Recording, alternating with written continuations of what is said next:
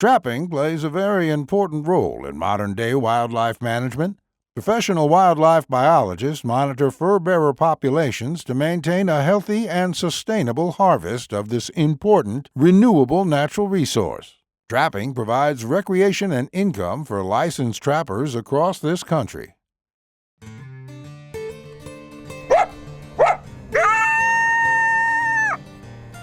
Hoosier Trapper Outdoors is brought to you by Hoosier Trapper Supply. J3 Outdoors, manufacturer of the Hags Bracket and Body Trap Spring Clip. Leatherwood Creek Trapping Scents. Weeby Knives and Fur Handling Tools. HTS Productions.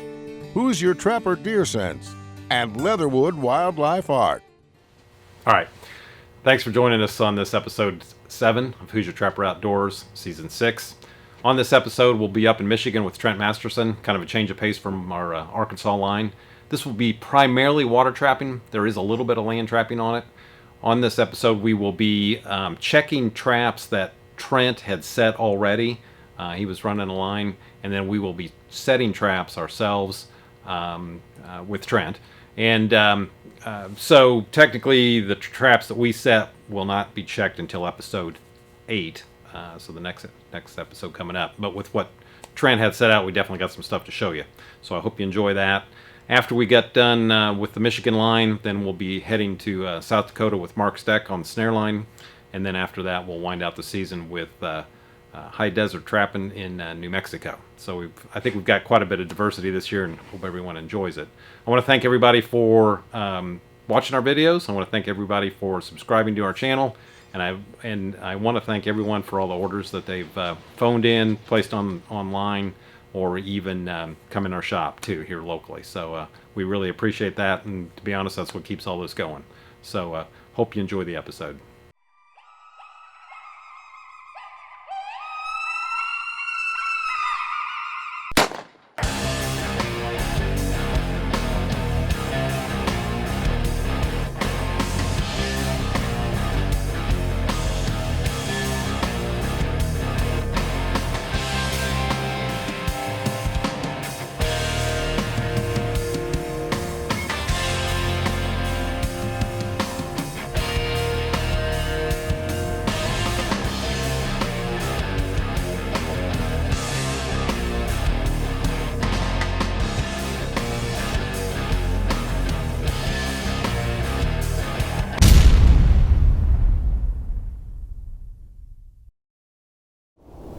All right, we're up in Michigan with our buddy Trent Masterson. Woo!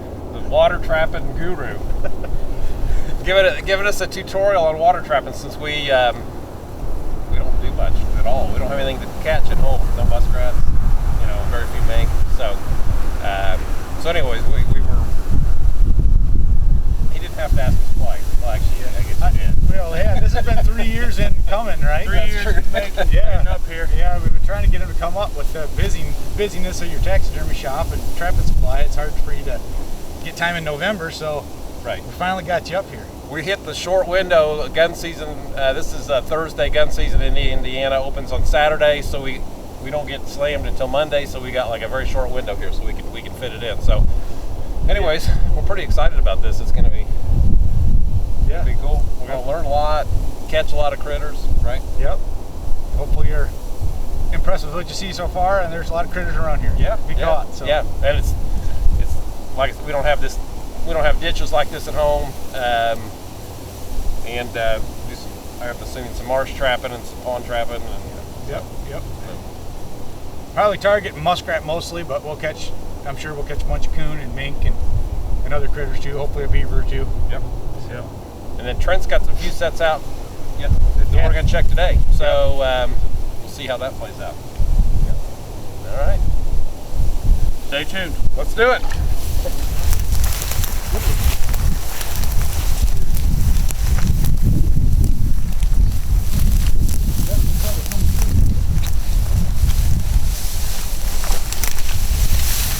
You can get a 6x6 in that. That's a rat run going uptown. Right. I'm going to show you this. They're not walking on top of the grass. They're going under the grass. Right. The runway down there. Come down with a gloved hand, you can feel this runway right here. Harder, I mean, and then when you run your hand up here, you can feel the tunnel. I got it. Right there. So to catch these rats, you're gonna feel that tunnel, and you can feel it's hard clay, and it's packed in the bottom right there. Yeah. Feel that? Yep. And so this actually, we got a little 5-incher right here. Double check the doors. I'm gonna center it in that front, make sure it's completely submerged. Make sure the rats are diving it. That's it. Cool. And don't forget to put them up. Don't forget it's there.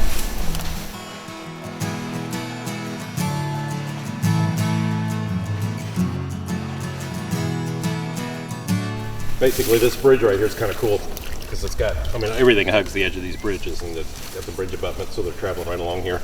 It's got a natural funnel way right here, so we're just going to set the trap right here.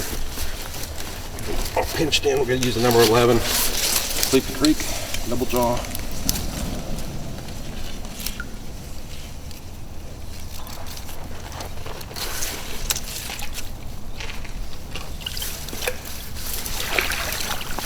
We'll put some of this wet grass in here to kind of give it something to bend in a little bit.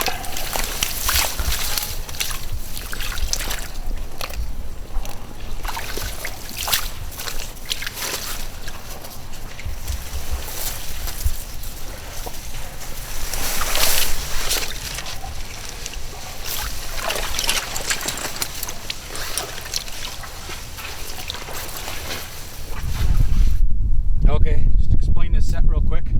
We're on a big long ditch. You noticed a whole bunch of rat runs in the grass running along here, and these weeds pinch this together. So we're using big 8x8 traps, and we're gonna block this runway down. Double check every time, make sure your doors work. Gotta center my traps, and then thank grass. Get the rats to dive.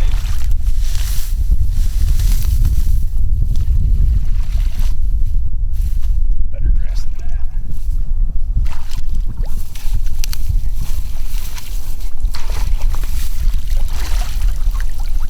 I like to block, make them dive on both ends, the downstream and the upstream side, and that's it. As quick as it is. That should be a bunch of rats tomorrow. I mean, you got all kinds of sign here. We got a feed bed here. We got a rat toilet right there. You got runs just slicked in through here everywhere. It's this rats. This ditch, this stretch of this ditch on this farm always has rats in it.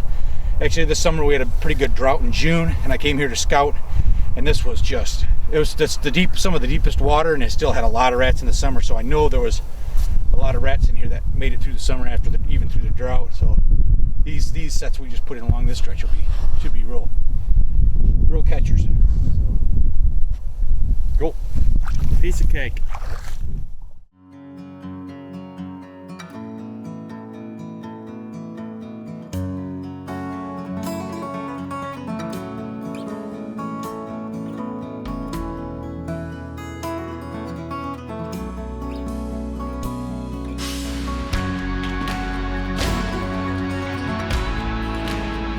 Hags Trapping Products by J3 Outdoors, the most versatile and efficient trapping devices on the market. Okay, I'm going to show just a standard feed bed set. This is probably the most simple muskrat trapping set there is, but it's one of the most effective. Just a stake, a trap, and you can see they're climbing up here and cutting. And all you do is take this trap like this. What I like to do is just nestle it right in this feed bed. That's it. Run your stake in so he can't pull it. He'll get tangled up there and drown when he comes to eat there. That's it. That simple. Trey, you want to talk about your pan being up high? Yeah, anytime I'm rat trapping, I always set my pan really pan high, if you can see that. When a rat climbs up on here, you want him standing on the highest spot. You'll miss some rats if you run pan level on muskrats. So just as a tip, I like to run, pan half-inch high. Light pan tension, so. That's it. Good enough. He'll tangle up there and drown. It's deep enough water here. Very simple. Yep, cool. Okay, we have a rat hut here on the side of this pond. and we're gonna take 110s on Leffler stabilizers, and we're gonna block. We actually look like we have 4 entrance holes to it. We're gonna block all the entrance holes with 110s on stabilizers. This one here kind of goes up under this cattail root here, so I'm gonna I found it with my foot. Lift this up, and I'm gonna tuck this right up underneath in there. Push that quad down. Right there, going in under that root wad.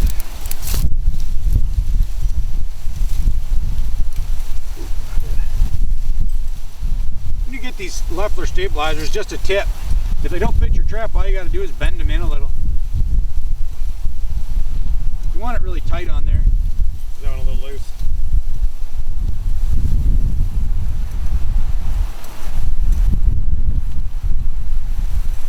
So when I squeeze it in there, it locks right in there tight.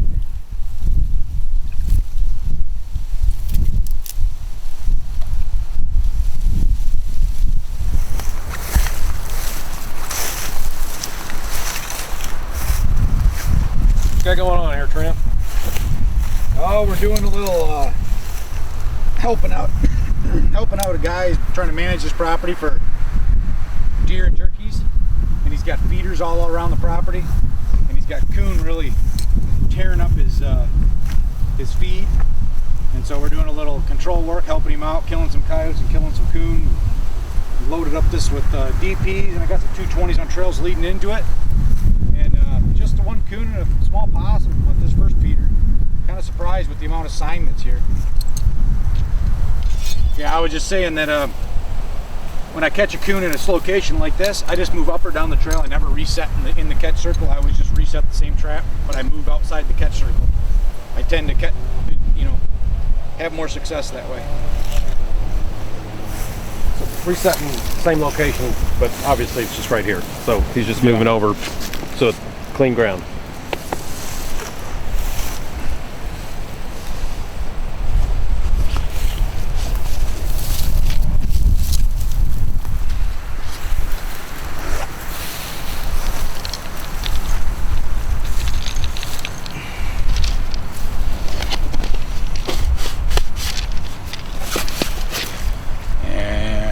Cat food and some other stuff.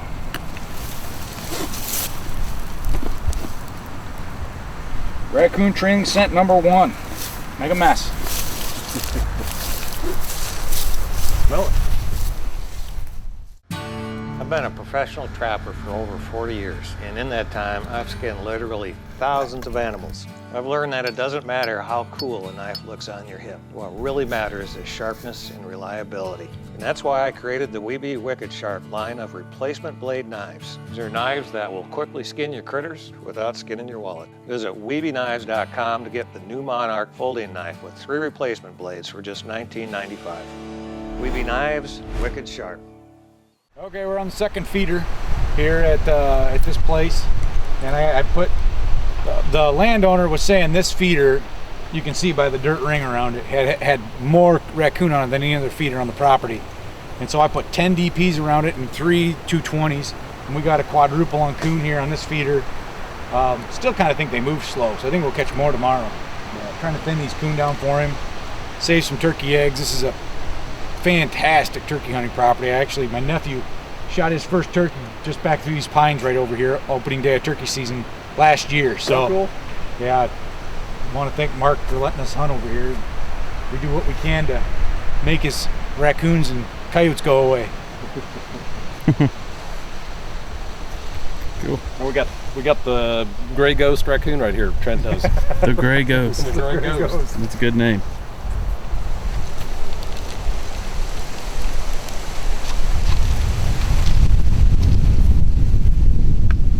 Cat food, trailing scent, number 1 raccoon. That's it. All right, kind of the classic under the log, washed out, high bank, force the animal to where the trap is. Number 11's under here. Great coon and mink set. Hopefully more mink than coon.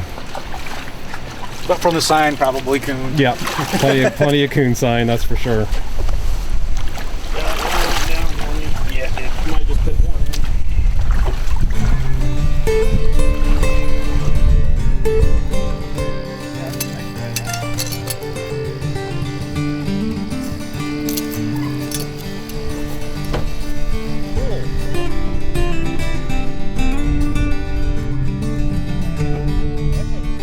That's BS. Look at this. We had a great hole on that box. People said, that's been above the pad. Cut on his foot. Nothing. All right, Trent. If you need muskrat bait and you're in Michigan, we have muskrat bait for you. Every gas station carries muskrat trapping bait. Just if you didn't know, we have carrots here. We've got sugar beets. And we've got apples. You can choose any bag you want. It's only about $5 a bag. Stay away from the corn though, because you make that Those are small. I got something to chew on the trap line. That's right. All right, end of the day, first day of Michigan, and thank Trent for a good day. Thanks for the hospitality. Thanks for some of the instruction and getting us through this water trapping. Since we're definitely out of the loop on water trapping. So. I appreciate you guys working hard because a lot of times guys don't want to do the work that it takes to, put in a good, successful water line, and we were kind of running. We're running more of a hodgepodge line, I guess you want to say. Right. We're not really running a hard, long line. We're kind of trying to show a bunch of different types of sets and Good variety. do some fun stuff and have a good time while we're out there. But we're still working hard. I mean, we're not gonna break any records here, but we'll still catch hopefully a good amount of fur in the next few days and get the traps out to do it. So that's just it. We're here to trap. So that's when we take a trip.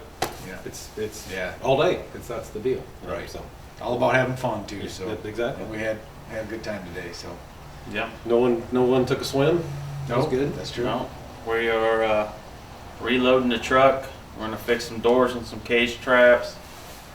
Trent, Skinning one fox we caught today, and just getting reorganized and getting ready for tomorrow. Yep. Start in the morning, 6 o'clock. Leaving here at 6, right? leaving here at 6. Yeah, that's the plan. Leave it at 6, and We got about a 45-minute drive to our first spot that we didn't get to set today. We'll set that first, and then start checking through the line. So. which that's gonna be cool. So muskrat trapping is always kind of like bluegill fishing. It's just it's just all about the numbers. Yeah, right? it's all about the numbers. So looking forward to that. So good deal. All righty. Okay. See you tomorrow. Okay, for question and answer this week, we're going to kind of actually revisit the lure. We seemed like we get a lot of questions about lure usage and that kind of thing, and this one's actually fairly straightforward. Somebody had called the other day and they wanted to know how much lure that you actually use at the set. And I've talked about this numerous times, but typically, on a 1 ounce bottle, we recommend about a half of a capful. Don't measure it; it's gonna be messy, but just kind of eyeball it. If you just stick a stick into it, that'll be enough. Particularly on something like a long distance, it's got a lot of smell to it. If you stick a decent sized stick in there, and whatever adheres to or sticks to that stick will be plenty. As the season progresses, and if it gets incredibly cold, you may want to increase the quantity of lure that you use. But generally, it doesn't require a whole lot, roughly a half a capful. The other thing is you don't need to place it, re-lure, once every couple weeks or after a rain or after a remake. That's all you need to do. You don't need to be putting it down, every other day or anything like that. I mean, I'm a lure maker. I want you to use lure, but there's no reason to waste it, no reason to waste money. Another question that I had the other day, and it really wasn't a question, but it's certainly, I'm going to turn it into a question, and it was a new trapper, and he was watching YouTube, and I know you guys are watching YouTube, and he had no background, he had no baseline of trapping knowledge, and so he's all over the page in terms of what he's thinking and doing, and sets that he was going to make, and he was talking about making double dirt holes and doing all this stuff, and he never trapped before. And I just it's just kind of a reminder to keep things simple, stay with a basic dirt hole set, stay with a basic flat set, that kind of thing. Don't get into all the complicated, more specialized sets. For one thing, they're not necessary, particularly at the beginning of the season. as the season progresses, and if you had a lot of trapping pressure in your area, you might want to start changing things up. But fundamentally, stay with the fundamentals to begin with, and even, when you don't have a baseline and you haven't done anything in the past, that may be difficult to define what that even means. But I guess stay with the simple, proven sets, dirt holes, basic flat sets, that kind of thing, and try to stay away from getting into that fancy stuff. Fancy, and in some cases, in a lot of cases, just don't need to do it. If that's your thing, and you want to do that, that's fine. But it's just not necessary. It's not super productive, and to me, it just adds to the confusion of the whole thing. Had a guy a couple years ago, and I think I've mentioned this in the past, and he was trying a standard dirt hole, and he was a brand new trapper, never trapped before, but he's trying a standard dirt hole, and he wasn't having any success. So he went out and he made I don't even remember what it was, a double dirt hole, or did some variation, and coincidentally he happened to catch a coyote in that set. So he came in and he's told me, now that's the set to use. Well, I mean, there's nothing further from the truth to that. I mean, clearly it caught the coyote, and clearly the set works, but it certainly isn't the only set. Obviously, way more stuff is caught in a standard dirt hole than in a double dirt hole or a triple dirt hole or whatever. So don't fall into that level of assumptions and the coincidental assumption of something working over something else. So bottom line here is keep it simple, stay with the fundamentals, get some this is for the new trappers, get some fur under your belt, and work off of that. So just kind of keep that in mind, and try to keep things simple.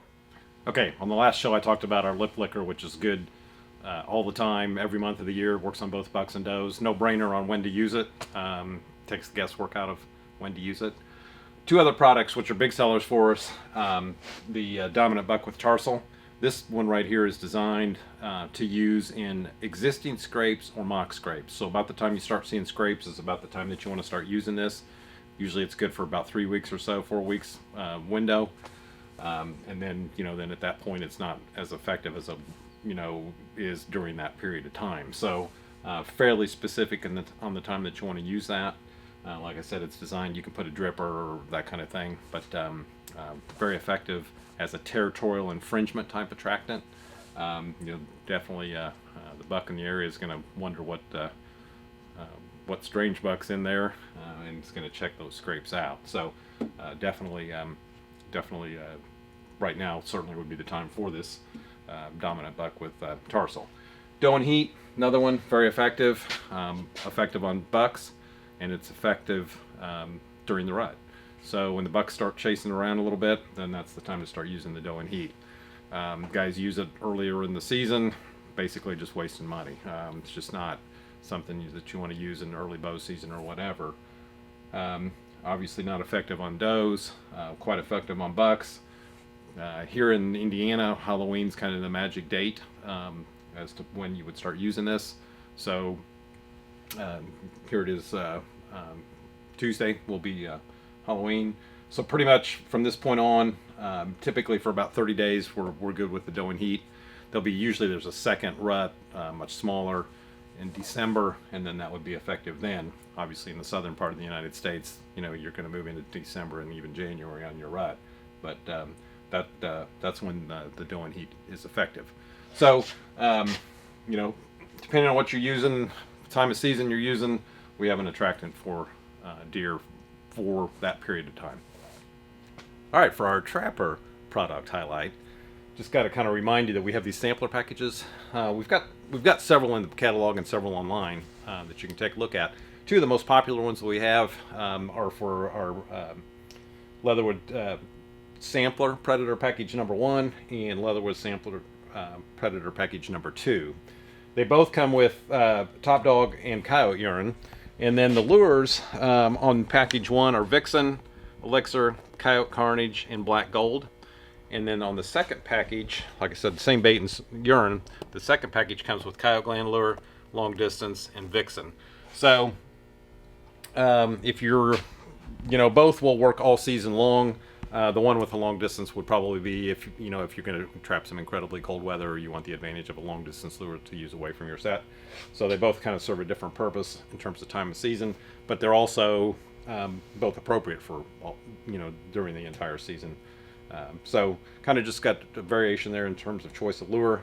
So they save you a little money over buying straight off the list, and they're put together as a good selection that complements each other. So anyways, something to consider and something you may want to try. Hey guys, thanks for watching. We have the new Hoosier Trapper Supply catalogs. Go ahead and visit us online at HoosierTrapperSupply.com and request one there, or you can just phone us here at the shop and we'll be glad to get you one. And if you're online, go ahead and register with us and we'll get you a newsletter, and that will have anything from trapping updates that are going on with us here at the shop as far as products, show updates. Every now and then Charlie's blog has a link on there. So, and we're going to be running product specials as well through there. So make sure you get online, sign up for that newsletter, and register with us. Also, I want to bring everyone up to speed with kind of a side project we've been doing. It's called the Fur Shed series, and it runs year-round. We're going to keep it rolling. There's no set date or time when these things come out. Anytime we feel like there's a trick or a tip or something that could help someone out, we'll go ahead and upload that right here on YouTube, so make sure you keep your eyes peeled for that. And basically what that show's about is the fur shed. Anything inside or around that, as far as fur handling, the trap prep, modifications, things that aren't necessarily dealt with in the field when you're trapping, will be right there in the Fur Shed series. So make sure you follow us and keep up with that.